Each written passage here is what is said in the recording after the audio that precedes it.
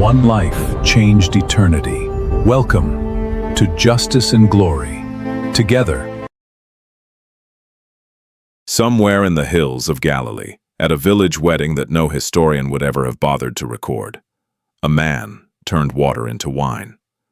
It was, according to the Gospel of John, the first of his signs. It would not be the last. Over roughly 3 years, the 4 Gospels describe this man healing the blind, calming a storm with a single word, feeding thousands from a few loaves, and calling a dead man out of his tomb. And yet the writer of John's Gospel ends his account with a strange admission. He says that if everything Jesus did were written down, the whole world could not contain the books. What survives, then, is a selection, a curated handful of moments chosen and arranged, which raises a question that has quietly puzzled scholars for centuries. In what order did they actually happen? And when you finally line them up from the very first to the very last, something appears that almost no one notices when the stories are told one at a time. A pattern, a direction, a quiet argument, hidden inside the sequence itself. Galilee and Judea, around 27 to 30 A.D. To understand any of these events, you have to leave the modern world behind and stand for a moment in first-century Galilee. This was a small agrarian corner of the Roman Empire, a land of fishermen and farmers, of synagogues and Sabbath rest, living under the shadow of Roman soldiers and the weight of ancient prophecy. It was a place thick with expectation. Many people believed that God had promised to send a deliverer, an anointed one, and they were watching the horizon for any sign that the promise was finally coming true. In that world, a wonder was not entertainment, it was a claim. It said that heaven had drawn near, that God himself was acting, that something long awaited had begun. And here is a detail that changes how you hear every one of these stories. In John's Gospel, the miracles are almost never called miracles at all.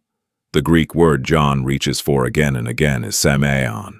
It means a sign, not a display of power for its own sake, but a signpost, something that points beyond itself to a meaning larger than the moment.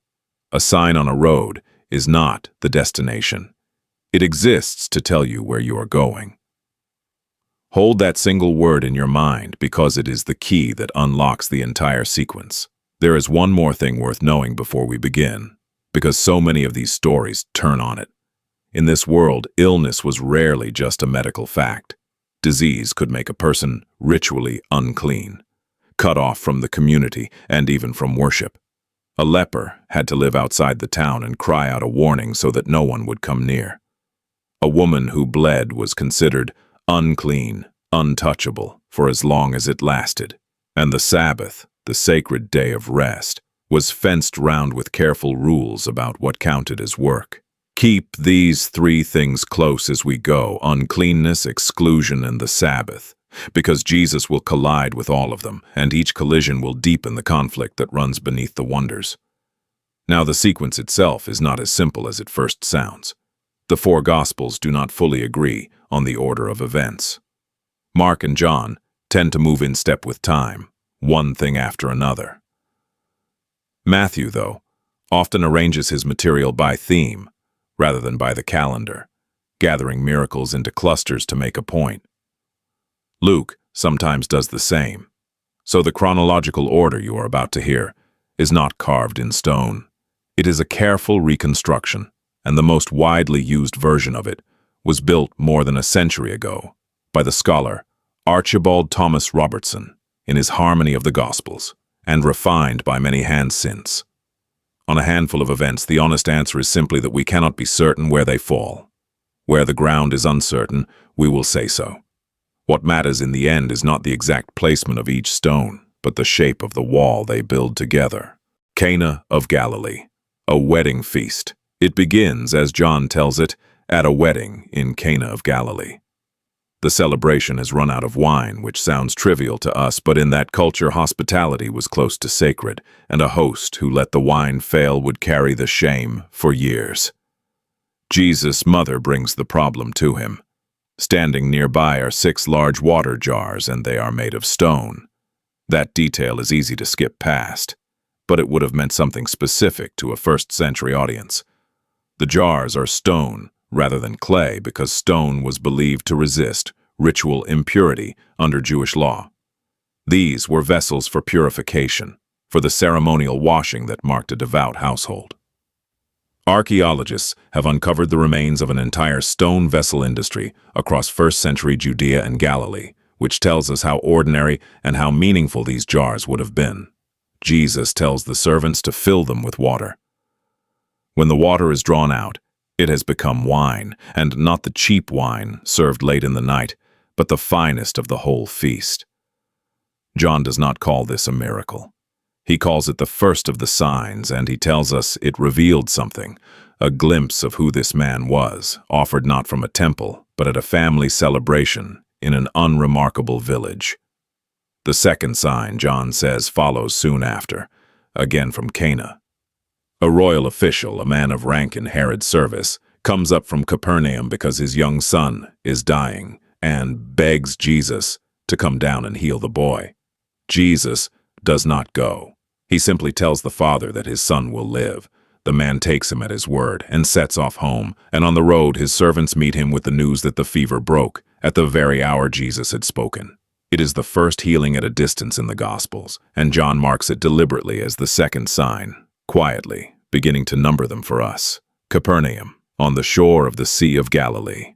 The center of gravity now shifts to Capernaum, a fishing town on the northern shore of the lake that becomes Jesus' home base.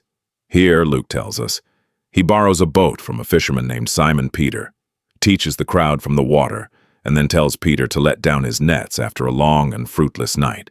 Peter obeys, and the catch is so enormous that the nets begin to tear and the boats begin to sink under the weight. It is a turning point. Peter falls to his knees, overwhelmed, and Jesus tells him that from now on, he will catch people instead of fish. On a Sabbath in the Capernaum synagogue, Mark says, a man suddenly cries out, and Jesus commands the spirit tormenting him to be silent and to come out of him. The people are stunned not only by what happened, but by the authority behind it. Mark places this, early and on purpose, as the first public collision between Jesus and the unseen forces that will shadow the rest of the story. That same day, Mark continues. Jesus goes to Peter's house and finds his mother-in-law in bed with a fever. He takes her by the hand and lifts her up, and the fever leaves her. By evening, the whole town has gathered at the door, and he heals many of them. The pattern of these early days is relentless and physical. A leper, an outcast forbidden by law to come near anyone, kneels before him and asks to be made clean, and Jesus does the unthinkable and reaches out and touches him. Not long after, in a house so crowded that no one can get through the door, 4 men climb onto the roof, tear it open, and lower a paralyzed friend down on his mat. And before Jesus heals the man's body, he tells him that his sins are forgiven. The religious teachers in the room must go completely still, because in their world only God could say such a thing. It is the first spark of a conflict that will smolder and grow for the rest of the account. Jerusalem, the pool of Bethesda. John now takes us south to Jerusalem to a pool called Bethesda near the Sheep Gate. For a long time, skeptics doubted this place had ever existed, because John describes it with an oddly specific detail, a pool surrounded by 5 covered colonnades. Then archaeologists excavated near the Church of St. Anne in Jerusalem and found exactly that. A twin pool complex whose layout produced 5 porticos, matching John's description with uncomfortable precision. There, John says, Jesus finds a man who has been unable to walk for 38 years and heals him with a word, telling him to pick up his mat and walk. But it is the Sabbath, and carrying a mat is considered work. The healing becomes a scandal. The question is no longer whether this man can heal, but whether he has the right to heal on a holy day, and by whose authority he does it. The Sabbath tension only deepens. In a synagogue, Mark says, Jesus faces a man with a withered hand while his critics watch, waiting to see whether he will break the Sabbath yet again. He asks them plainly whether it is lawful to do good on the Sabbath, or to do harm, to save a life, or to destroy it. Then he heals the hand in front of them all. Mark notes grimly that this is the moment his opponents begin to plot how they might get rid of him. Capernaum and the village of Nain. Back in Capernaum comes one of the most surprising encounters in the whole story. A Roman centurion, an officer of the very army occupying the land, sends word asking Jesus to heal his dying servant, but he adds something remarkable. He says that Jesus need not even come under his roof, that as a soldier, he understands how authority works, and that a single word spoken from a distance will be enough. Luke records that Jesus marvels at this and says he has not found such faith anywhere in Israel. The outsider, the foreigner, the enemy soldier becomes the model of trust. Soon after, at the gate of a village called Nain, Jesus meets a funeral procession coming out. A widow is burying her only son, which in that world meant losing not just her child, but her security, her protection, her entire future. He tells her not to weep, touches the bier, and tells the young man to rise, and he gives the son back to his mother. It is the first time in the Gospels that Jesus raises the dead, and Luke lets the moment simply stand, without explanation. It is around this time that Luke records a question that cuts to the very heart of everything. John the Baptist, now sitting in prison, sends his own followers to ask Jesus directly, "Are you the one who is to come, or should we wait for another?" Jesus does not answer with a simple yes. Instead, he tells the messengers to go back and report what they have seen and heard, that the blind receive their sight, the lame walk, lepers are cleansed, the deaf hear, and the dead are raised. To anyone steeped in the Hebrew scriptures, that list would have been unmistakable. Centuries earlier, the prophet Isaiah had described almost exactly this as the mark of the age when God would come to rescue his people, a time when the eyes of the blind would be opened and the ears of the deaf unstopped, when the lame would leap like a deer and the silent tongue would sing for joy. Jesus was not merely listing his own miracles. He was pointing to an ancient prophecy and quietly answering the question by matching it, line for line. And this is the forgotten key to all the healings. They were never simply random acts of kindness. Each category, the blind, the lame, the leper, the deaf, the dead, was an item on a centuries-old list of what the promised deliverer would do when he finally came. A night crossing on the Sea of Galilee. Then comes the night in the water, crossing the lake, which was notorious for sudden violent squalls that came funneling down from the surrounding hills. The disciples are caught in a storm so fierce they are certain they are going to drown. Jesus, astonishingly, is asleep in the stern. They wake him in a panic, and he speaks to the wind and the waves as though addressing a living thing, and the sea goes flat and calm. In their fear, the disciples ask one another the question the whole gospel keeps circling. Who is this, that even the wind and the sea obey him? On the far shore, in the region of the Gerasenes, they are met by a man no one has been able to control, who lives among the tombs and snaps every chain they put on him. When Jesus asks his name, the answer is Legion, for we are many, a word that in that occupied land carried the unmistakable echo of the Roman legions themselves. The confrontation ends with the man clothed and calm and in his right mind, sitting quietly at Jesus' feet, and an entire district unsettled by what it has just seen. Back across the water, two miracles fold into one. A synagogue leader named Jairus falls at Jesus' feet, begging him to come and heal his dying daughter. On the way, hemmed in by the crowd, a woman who has been bleeding for 12 years reaches out to touch the edge of his cloak. Remember what that means. Under the purity laws of the day, she had been considered unclean and untouchable for all 12 of those years. Cut off from ordinary human contact. She hopes only to be healed, quietly, unnoticed. She is healed at once, and Jesus stops the entire procession to find her, not to shame her, but to speak to her gently and to call her daughter. But the delay seems to cost everything. Word arrives that Jairus' girl has already died. Jesus goes to the house anyway, takes the dead child by the hand, and speaks 2 words in Aramaic that Mark carefully preserves in the original language, Talitha cum, which means, little girl, "Arise." And she does. A deserted place near Bethsaida. Now comes the only miracle recorded in all four Gospels, which tells you how deeply it was burned into the memory of the early church. An enormous crowd, 5,000 men besides women and children, has followed Jesus out into a remote place, and evening is coming on with no food to be found. A boy has 5 barley loaves and 2 small fish. Jesus takes them, gives thanks, and the food is shared until every last person is eaten and 12 baskets of leftovers are gathered up. For a people who remembered their ancestors being fed with bread from heaven in the wilderness, the echo would have been almost deafening. And in John's telling, Jesus uses the moment to make one of his boldest claims, that he himself is the bread of life. The sign, as always, is pointing past the bread. That same night the disciples set out across the lake without him, and in the dark hours before dawn, they see a figure walking toward them across the water, and cry out in terror, convinced it is a ghost. It is Jesus. Matthew adds the detail that Peter climbs out of the boat to walk toward him, and for a few impossible steps, he actually does. Until fear grips him and he begins to sink, and Jesus reaches out and catches his hand.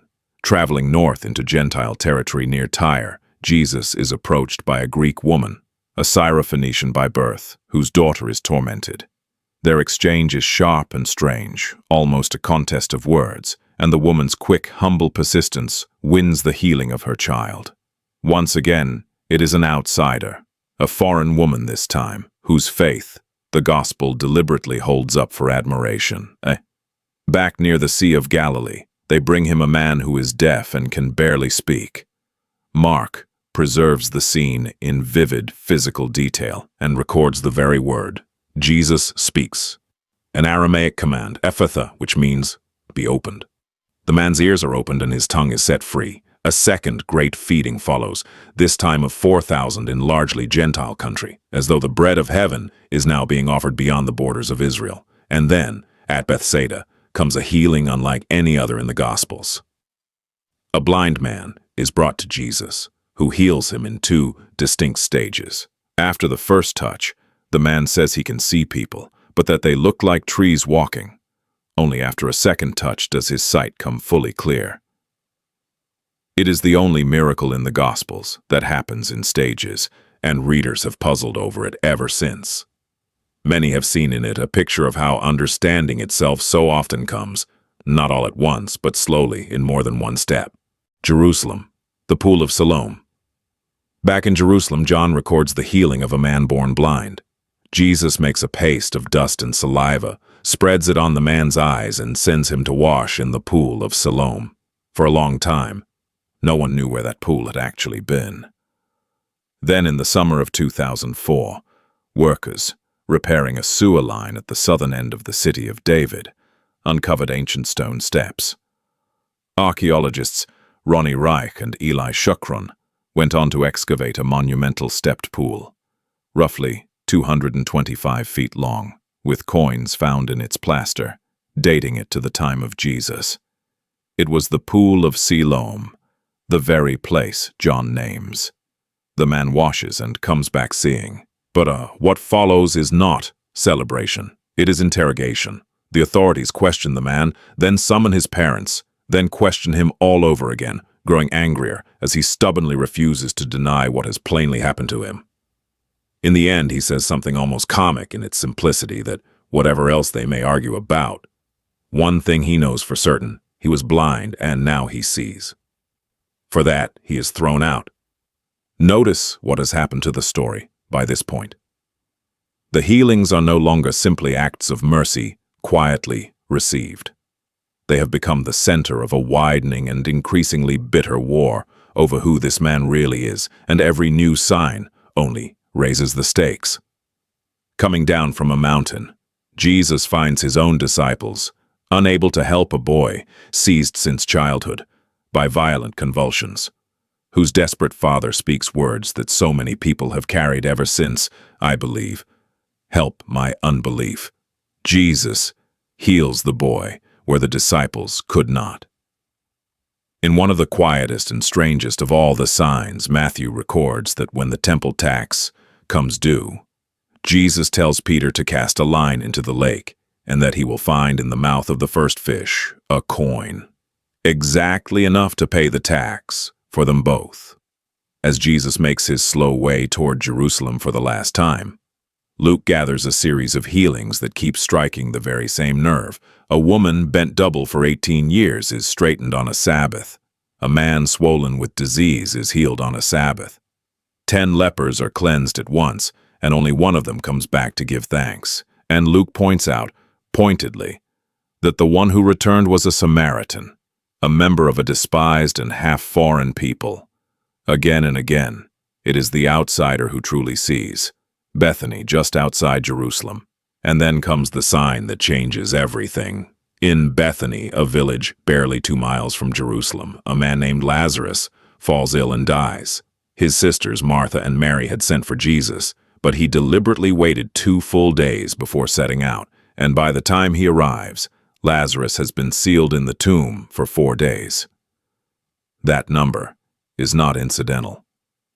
Some scholars point to a Jewish belief of the period that the soul lingered near the body for 3 days before finally departing, so that by the 4th day, hope was considered utterly and completely gone. This is not a man who might merely be sleeping. This is death, certain and beyond reach. At the tomb, John gives us the shortest and perhaps the most human line in all the Gospels. He tells us simply that Jesus wept, using a Greek word that means quiet tears rather than loud mourning.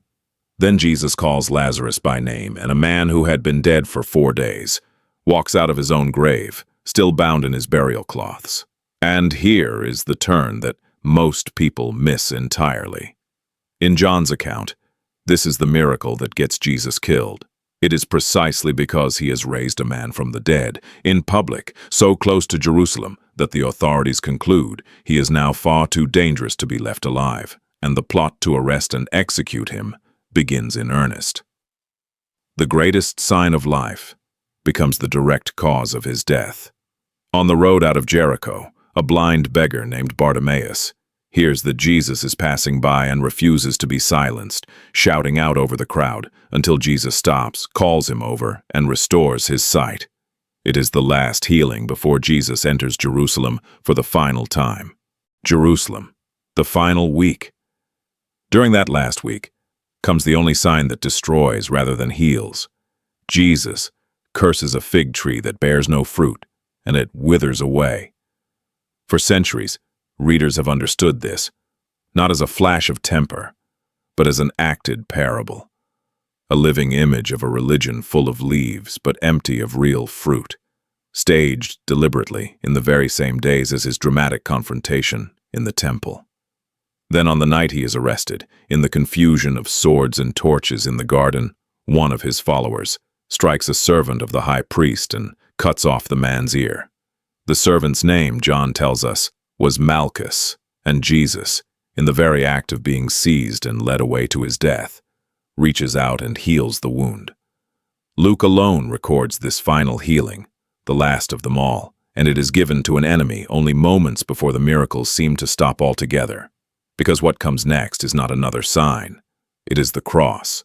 For 3 days the man who had raised others from the dead is himself dead and buried, and it looks for all the world as though the whole story has ended in failure and silence. And then, according to all 4 Gospels, the tomb is found empty, and his followers begin to insist, at the cost of their own lives, that they have seen him alive again, whatever one makes of that claim, and it remains the great dividing line of history. It reframes absolutely everything that came before it. Every earlier sign, every healing and feeding and calming of the storm had been quietly pointing here. And there is one final echo.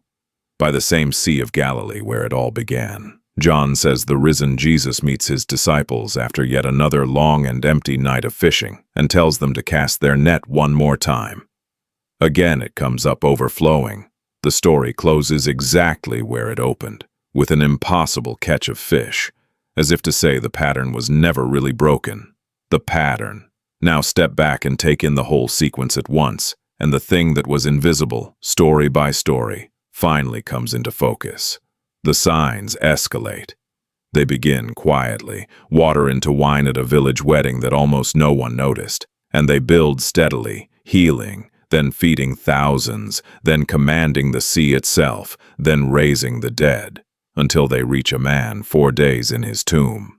They also move outward, from private moments with a few servants to vast public acts in the very heart of Jerusalem. And with each public sign, the conflict grows sharper. The forgiven paralytic troubles the scribes. The Sabbath healings enrage the Pharisees. And Lazarus, the greatest sign of all, becomes the final straw that sets the machinery of the execution in motion. Read as a single sequence. These are not a scattered collection of unrelated wonders. They are a rising line, and that line is pointing somewhere. And remember what that rising line was actually made of. Not arbitrary marvels chosen at random, but precisely the signs the old prophets had tied to the coming of God's kingdom. The blind seeing, the lame walking, the deaf hearing, the dead raised. Lined up in order, the miracles read almost like an answer sheet held up against Isaiah's ancient description. Each category checked off one by one until the list was complete. That is why the sequence matters so much more than any single story. Told alone, each miracle is a wonder. Told in order, they become a claim. This is where that Greek word comes back, semeion, a sign. John insisted on that word because he did not want us to stop at the wonder itself. A signpost that you only ever stand and stare at has failed at its one purpose. It exists to point beyond itself. When you understand the culture these events unfolded in, and the order in which they came, the miracles stop looking like scattered, isolated magic and start reading like sentences in a single argument, each one building toward one conclusion. And that may be exactly why these stories have outlived the empire that executed the man at their center. Not simply because a crowd was fed or a fever broke 2,000 years ago, but because of what each sign was reaching toward. A world where the outsider is the one who truly sees, where the untouchable is the one who is touched, where the last enemy, death itself, does not get the final word. You do not have to settle every question of history to feel the weight of that. The people who first told these stories were not trying to win an argument. They were trying to describe something they believed they had actually witnessed, and to point with everything they had beyond it. It is striking, too, how ordinary the settings were. Not thrones or temples or battlefields, but a wedding running low on wine, a fishing boat, a funeral at a village gate, a sickbed, a graveside. Whatever these signs were reaching toward, they kept reaching toward it in the smallest and most human corners of life, among the poor and the sick and the overlooked. The very people, the powerful of that world, tended not to notice at all. That, perhaps, is part of why the stories refuse to be forgotten. So perhaps the real question was never simply whether these things happened. Perhaps all along, it was why we so rarely stopped to ask what they were pointing to. The signs were never meant to stay hidden in the order they occurred. Sometimes you only have to line them up from the first to the last and look. If these familiar stories have started to look different in the light of their own sequence, stay with us. In the next chapter, we will step inside a single one of these moments and uncover the whole world behind it, one detail at a time. Until then, keep looking beneath the surface. There is nearly always more there than we first noticed.